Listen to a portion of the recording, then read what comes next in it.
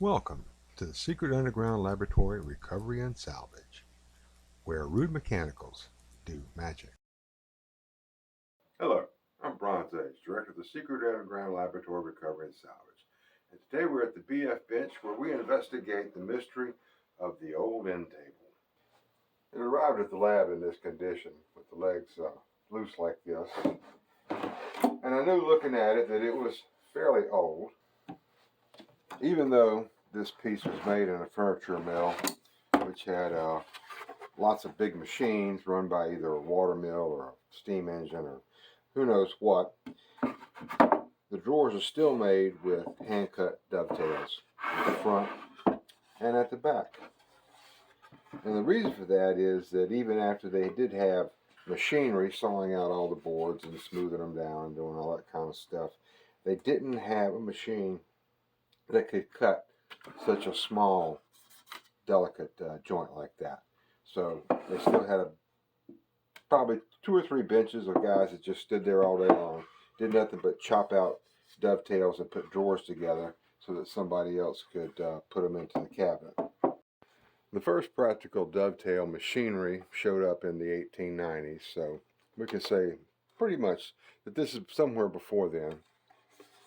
Down here in the far corner, we've got these little bitty square nails holding the bottom panel on. Now, square nails were the standard for quite a very long time. Square nails, more properly called cut nails, because they're cut from a piece of plate. In this case, steel. Back in these days, they would have been actual iron. Steel was too expensive.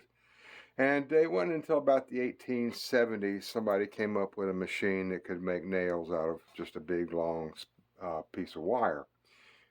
Put a sharp end on it, punch down the head, and you could make probably 10 of these for the price of one of these. And so starting in 1870 or 1880, somewhere in that range, the sale of wire nails started to increase, and the sale of cut nails went down. Around 1896, they finally passed, and I think by probably World War I, furniture mills had completely abandoned using square nails.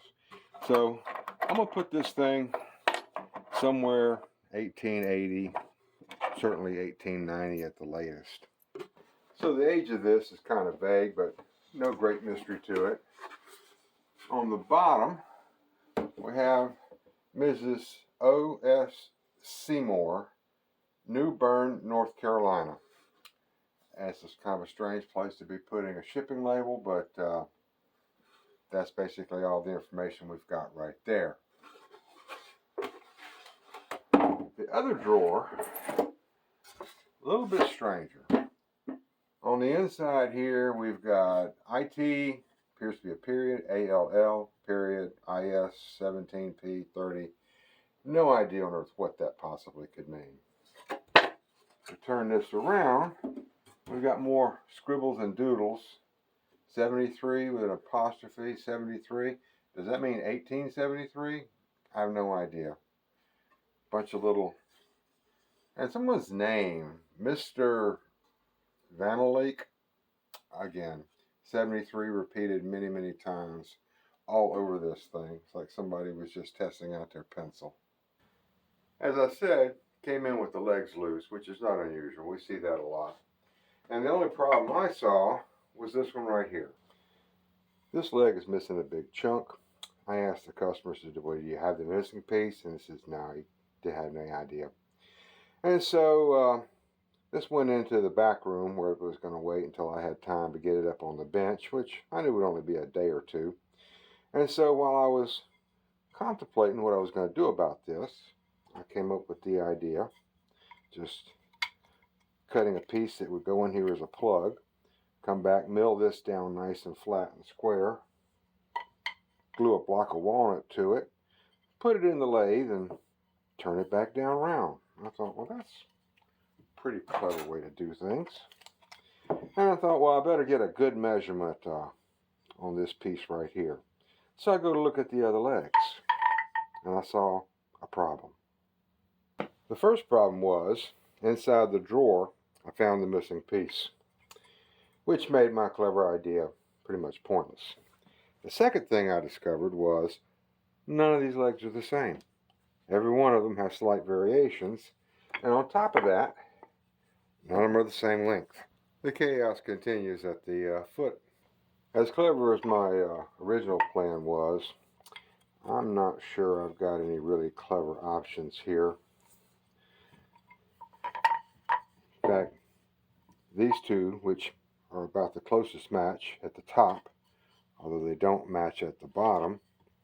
This one, someone has nailed down a little disc to make it a little taller. I think I will have to fix these to be in the front, where, again, not exactly right, and then reserve the two other ones for the back and figure out some way to make them all the same length. So with 4 different legs, 4 different lengths, I'm just going to glue this one back together, and while I wait for that glue to set up, that'll give me time to think about what I got to do here. I've made this gauge frame here so I can get a handle on all the different heights. I've decided to make all the modifications at the top, since that's the part that's already the most butchered.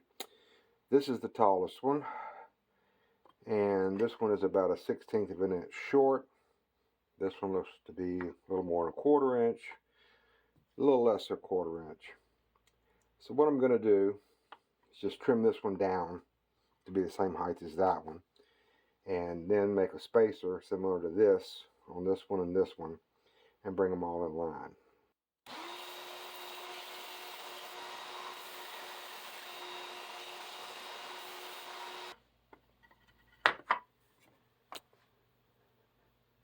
I think that's close enough. We're at the Packard 12-speed precision drill press, and I've got a piece of scrap walnut. This is an old table leaf. I'm going to use it to make the spacers. So I've got a 2-inch hole saw going into relatively hard wood, and we are going to be running at 2,000 RPM.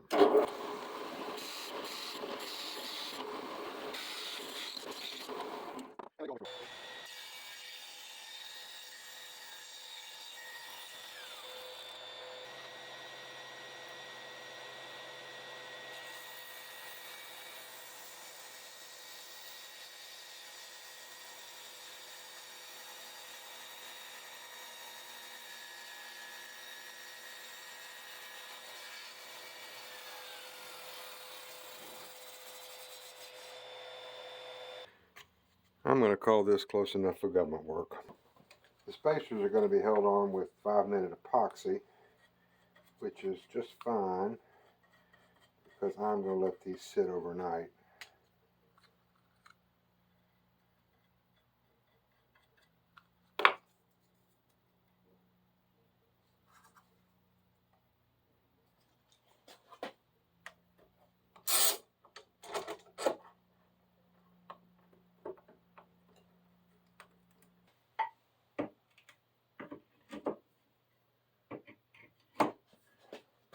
Well, now I've got all 4 legs pretty much the same height. Any micro adjustment will have to be done after they're glued in place. And the problem is gluing them in place is all of these are kind of slack. And I really don't have any faith that either this hole or this peg, which that one's glued in pretty tight, I have no guarantee that they're square to the frame. So I've got to come up with a way to make sure that I've got this thing perfectly plumb when I glue it down. Now I know that the diagonal distance across this square is 2 3/8, which makes half the distance 1 3/16. And what I've got to do is get the center of this foot 1 3/16 from this corner, but 16 inches up in the air. First, I have to find the center of this foot with this handy little center finder, and then mark it well enough, which that looks pretty close, so I can find it again. I've made a jig to it's going to fit right up against that corner. And at the top of the jig, I've got a hole drilled exactly 1 3/16 inches from that corner. And I can put a nail through here, and that will go into the hole that I just punched into the foot of the leg.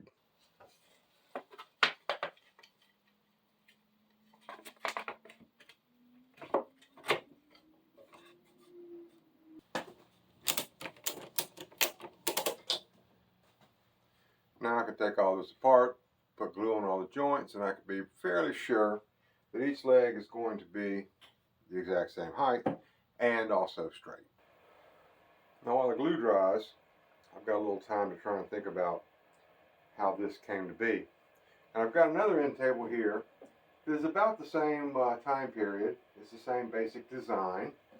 It has the hand-cut dovetails, but the door panels are held in with wire nails. So it's probably a little younger. On this end table, the corner piece for the carcass and the leg are one piece of wood. They would have started off with a square piece of stock, cut the mortises and the joints and everything in it, and then turned down the leg. And that's the customary way of making this kind of a table. When Miss Seymour's table got to the lab, the legs were just loose pieces, and there was no sign of glue on any of the dowels. So I think what happened was, this table was made much like the other one, but somewhere along the line, one or more legs got broken off.